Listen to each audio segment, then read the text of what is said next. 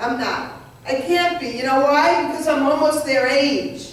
I'm a retired teacher. Any teachers in the audience? Oh, you're a teacher?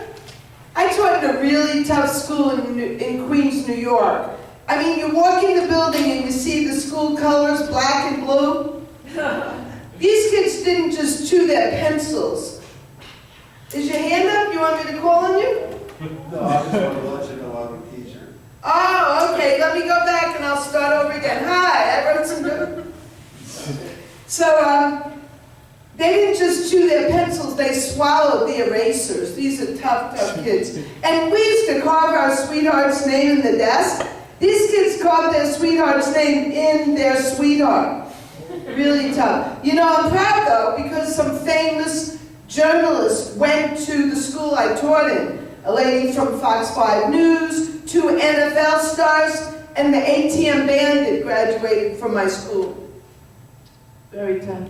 So, besides being a school teacher, I am retired, as I said, or I didn't say, I'm a retired teacher, so now my time is free. And I went to Coachella. I call it Chinchilla. You know this rock concert? They had The Who, Bob Dylan, Paul McCartney. But I also went to Woodstock 50 years ago, so I compared the two of them. I want to tell you though, I'm wearing a Holter monitor. My doctor wanted to go to Acapulco for the weekend, so he said I needed it.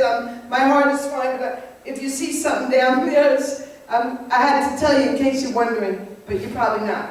Anyway, back to Coachella. I just want to tell you I'm okay.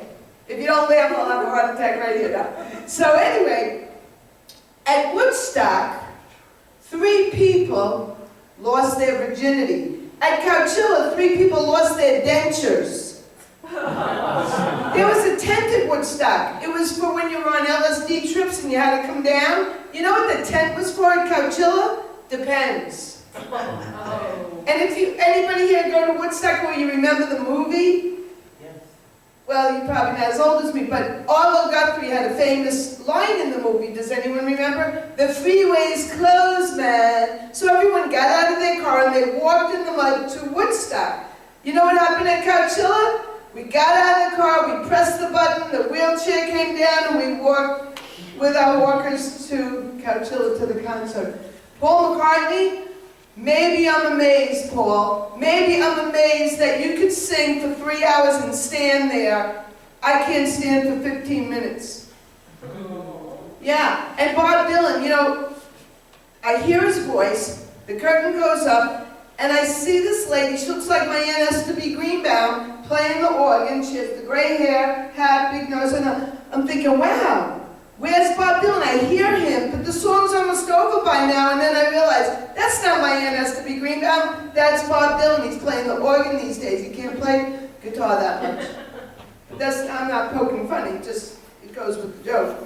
But he did look like my Aunt Esther B. Greenbaum. But then Neil Young does this thing, it really irritated me, I have to tell you. He's singing Heart of Gold, oh, he was there too. So he sings the first verse of Heart of Gold, and then he goes like this. I said, Neil Young, I paid $300 to be here, plus the airfare and the hotel. I'm not singing to you. You sing Heart of Gold to me, the second verse. Besides, you know, maybe some people didn't know it. But another thing that was amazing is at Woodstock, they passed joints around for people to smoke.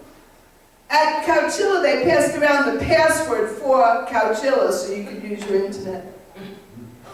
True story. Well, anyway, that's what happened at Coachella. But I'm getting older now, you know, I'm getting older, I'm retired, and I try to have a positive attitude about getting older. So instead of varicose veins, I call them the Google Roadmap to Adventure. This road takes you to the Sterling Forest. I'll break that down to you young ladies who do the Brazilian and all. It's like Silver Lake, hello. And this road takes you to the Dead Sea. But I'm losing my hair. I'm being very intimate. I'm losing my hair. Because when you get older, these things happen. But I know where it's going. It's going to my knuckles. Being joined by a macrame bracelet that I'm making out of this. Because, you know, you don't have to shave your legs anymore, but your hair comes in crazy places.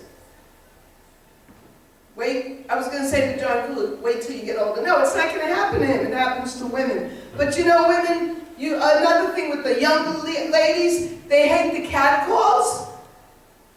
I'm walking down the street, oh ma'am, excuse me, madam, lady, whatever happened to hey babe? And then the young ladies say, I can't wait for the change, I hate the PMS and the cramps. So then the change comes, and what happens? You got the mood swings, you got the hot flashes, you know what I say? Menstruation, menopause, those were the good old days. Yeah, I don't have to worry about that. But I'm divorced. I was married twice. I was first married to a Jewish guy. I'm Jewish. And then I was married to a Chinese guy. People say, what's the difference? I said, there's no difference. They're both cheap and they drive terribly.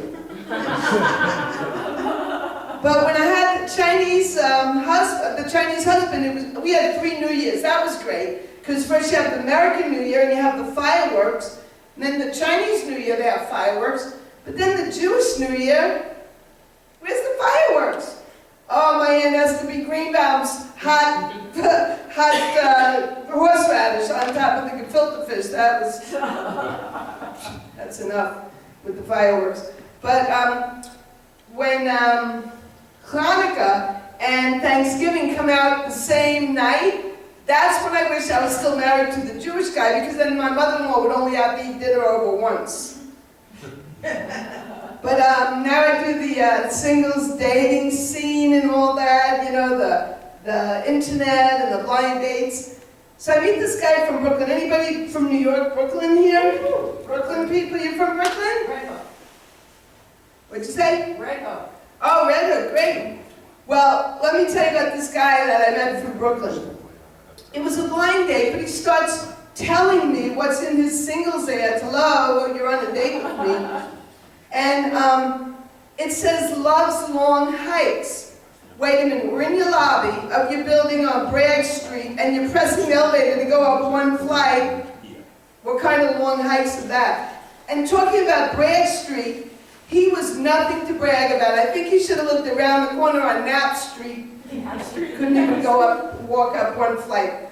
Another thing in his singles ad, which he shouldn't have showed me also, it said, loves romantic horse and buggy rides. Hello, you live in Sheepshead Bay, you're not Amish.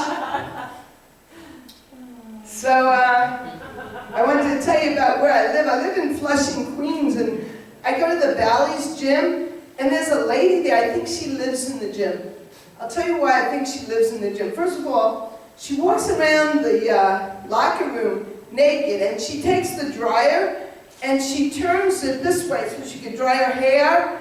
And I think she sleeps in the locker. Either she sleeps vertically like this, standing up, or she crunches up and sleeps in the half locker. That killed on Broadway. So she uses that jacuzzi for her social life, and she goes in the steam room. I think she lives in the gym. But here's the funny part about the whole story. You know that thing I said that she does with the dryer? She turns it up to dry her hair. I do that now at the railroad station. I was making fun of her, but now I do that. I turn it up and I go, my head just used it in here. So, any questions so far? I am a school teacher. Oh, talking about teaching, you know what? The valedictorian missed the Honor Society graduation. That night I go home and she's on America's Most Wanted. Yeah, it's a tough school, I'm telling you. This kid comes to school, 2nd grade, and he says, teacher, I have the word of the day and show and tell. Glock, G-L-O-C-K. Not funny. Scary. Am I done with me? You got a few minutes, go ahead, be a minute or two, you got time. Well, I drove 3 hours, so I have to do a few more minutes on There you go, go ahead.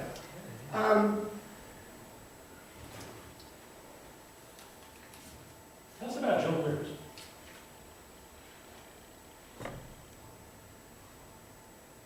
Oh, I go to Manhattan very often, and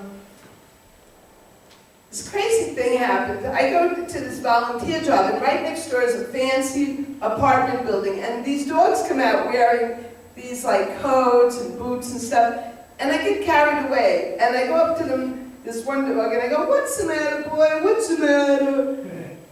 I don't know if the boy goes, what's the matter, boy? But then I go down in the subway, and I get in the E train, the door's closed, and I'm like still in that mode. So I see this man, I go, what's the matter, Professor Man? Are you reading your Scientific American magazine? What's the matter? And I can't turn it off. I turn around, there's a Hasidic Jew in there. I go, oh, you wish you could wear the clothes like the millennials with the rolled up jeans. You got the beard. You want to wear a flannel shirt? What's the matter? Can't eat bread for a week. Should I go work on that until I come back in 6 months? So I'll leave you with this this song. No, I'm kidding.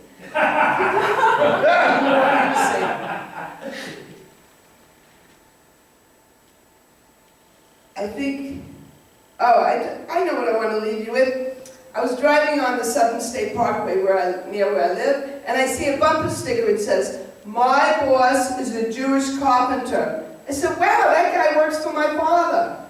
Thank you very much.